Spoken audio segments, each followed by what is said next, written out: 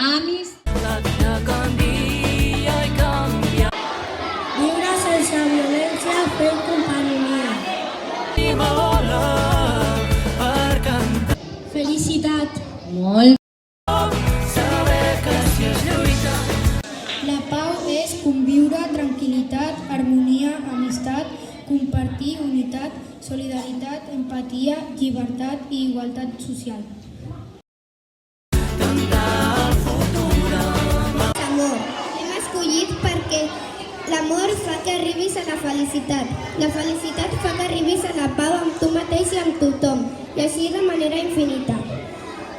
Per tindre pau necessites tindre amor i ser estimat. I per això hem escollit aquesta paraula.